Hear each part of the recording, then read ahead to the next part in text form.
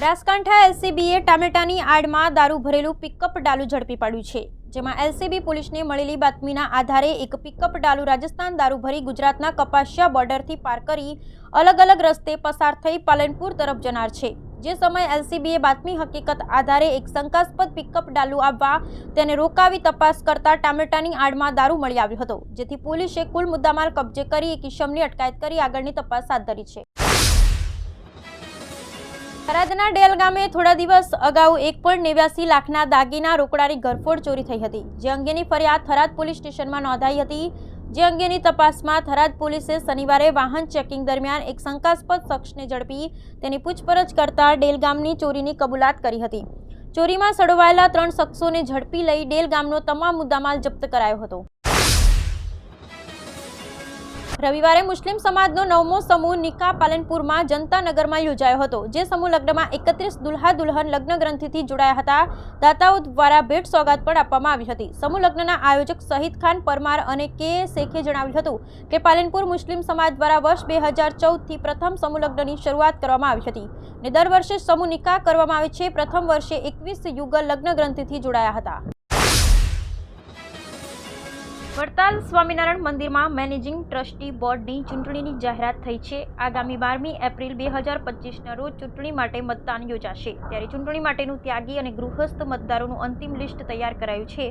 સુરત, મુંબઈ, રાજકોટમાં પણ મત આપી શકાય તે માટે ખાસ વ્યવસ્થા કરવામાં આવી છે। દેવ પક્ષ અને આચાર્ય પક્ષ વચ્ચે સીધો ચૂંટણી જંગ જામશે। શક્તિ, ભક્તિ અને આસ્થાનો ત્રિવેણી સંગમ એટલે જગવિખ્યાત યાત્રાધામ અંબાજી ગુજરાત અને રાજસ્થાનની સરહદ પર આવેલું શક્તિપીઠ છે। અંબાજી ખાતે વિવિધ નાની મોટી સંસ્થાઓ આવેલી છે। આ સંસ્થાઓ પૈકી ઇન્ટરનેશનલ સંસ્થા તરીકે આગવી ઓળખ ધરાવતી લાયન્સ ક્લબ ઓફ અંબાજી દર વર્ષે સેવા કેમ્પો, અલગ અલગ સેવાકીય પ્રવૃત્તિઓ સાથે ગરીબો માટે કાર્યક્રમ યોજતા હોય છે। ત્યારે આ સંસ્થામાં દર વર્ષે નવા ઇલેક્ટેડ પ્રમુખની નિમણૂક થતી હોય છે। ત્યારે આજે અંબાજીના વિજયા પેલેસ રિસોર્ટ ખાતે નવા પ્રમુખની શપથવિધિ યોજાઈ હતી। બનાસકાંઠા જિલ્લાના સરહદી પંથકમાં પસાર થતી નર્મદાની મુખ્ય કેનાલ લોકોની જીવાદોરી સમાન છે, પણ સાથે સાથે મોતની કેનાલ પણ બની ગઈ છે। થરાદના આજાવાડા પાસે કોઈ યુવાન મોબાઈલ મોટરસાયકલ મૂકી કેનાલમાં ઝંપલાવ્યું હોવાની શંકાએ ફાયર ટીમને જાણ કરતા ફાયર ટીમ તાત્કાલિક ઘટના સ્થળે પહોંચી શોધખોળ હાથ ધરી હતી। જોકે 6 કલાકની ભારે શોધખોળ બાદ હજુ સુધી કોઈ મળી આવ્યું ન હતું। થરાદ પોલીસ સ્ટેશનના ડેલ ગામે થયેલી ઘરફોડ ચોરીના વણ ઉકેલાયેલા ગુનાનો ભેદ ઉકેલી ચોરીમાં ગયેલ મુદ્દામાલ રિકવર કરી અન્ય વાવ સુઈગામ પોલીસ સ્ટેશનના કુલ 5 ઘરફોડ ચોરીના વણ ઉકેલાયેલા ગુનાઓ ભેદ ઉકેલી 3 આરોપીને થરાદ પોલીસે પકડી પાડ્યા છે। અરવલ્લીની ગિરિમાળામાં બિરાજમાન જગતજનની અંબાનું ધામ વિશ્વવિખ્યાત છે, ત્યારે માં અંબાનું આ ધામ એક ગોલ્ડન ટેમ્પલ તરીકે પણ વિખ્યાતિ ધરાવે છે। દેશ વિદેશથી માઈ ભક્તો માં અંબાના ચરણોમાં શીશ નમાવવા અને માતાજીનો આશીર્વાદ મેળવવા અંબાજી આવી પહોંચ્યા હોય છે। ત્યારે દરરોજ અંબાજીમાં માઈ ભક્તો આવી માં જગતજનની અંબાના ચરણોમાં શીશ નમાવી ધન્યતા અનુભવે છે। શક્તિપીઠ અંબાજી ખાતે કોઈપણ પર્વ કે ઉત્સવ કે પછી રજાઓના દિવસોમાં ભક્તોની ભારે ભીડ જોવા મળતી હોય છે। ત્યારે આજે રવિવાર અને વર્ષના અંતિમ દિવસ હોવાને લીધે અંબાજી મંદિરમાં ભક્તોની ભારે ભીડ જોવા મળી હતી।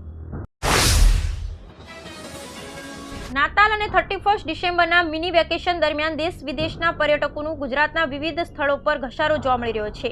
ખાસ કરી નવા વર્ષના પ્રારંભે ગુજરાત બહારના પ્રવાસીઓએ આ મિની વેકેશન ગાળવા સૌરાષ્ટ્ર તરફ પ્રયાણ કર્યું હોય તેમ દ્વારકા, સોમનાથ અને સાસણગીર સાથે સંઘ પ્રદેશ દીવમાં પ્રવાસીઓનો મોટો પ્રવાહ જોવા મળી રહ્યો છે, જેમાં ખાસ કરી ભગવાન સોમનાથ અને દ્વારકાધીશના અલૌકિક દર્શન અને આરતીનો લાહવો લઈ ધન્યતા અનુભવી રહ્યા છે। તો સાથોસાથ નર્મદા જિલ્લામાં આવેલ સ્ટેચ્યુ ઓફ યુનિટી ખાતે પણ લાખોની સંખ્યામાં પ્રવાસીઓ ઉમટ્યા છે।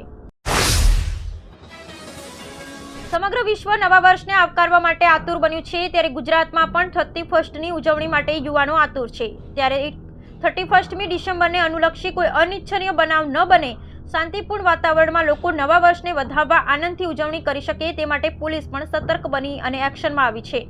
જેના ભાગરૂપે પાટણ શહેરમાં બગવાડા દરવાજા ચોકમાં એ ડિવિઝન પોલીસ દ્વારા ગાડીઓ, રિક્ષા સહિતના વાહનોનું ચેકિંગ હાથ ધરાયું હતું।